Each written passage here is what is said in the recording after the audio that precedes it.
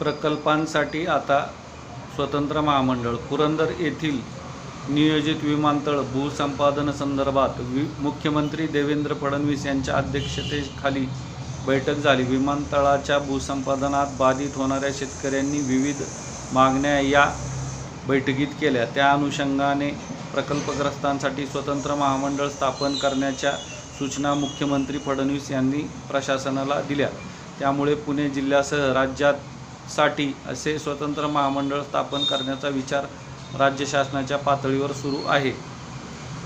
शासनाकडून विविध विकास प्रकल्पांची कामे हाती घेतली जातात. त्यासाठी मोठ्या प्रमाणावर भूसंपादन करावे लागते. प्रत्येक प्रकल्पाच्या ठिकाणची परिस्थिती वेगळी असते, तर प्रकल्पग्रस्तांचे प्रश्नही वेगळे असतात. मात्र बाधितांसाठी जसे की प्रकल्पग्रस्तांना दाखले देणे, त्यांच्या कुटुंबियांना कौशल्य प्रशिक्षण देणे, प्रकल्पात भागीदारी देता येईल का आदीबाबतचे निकष वेगवेगळे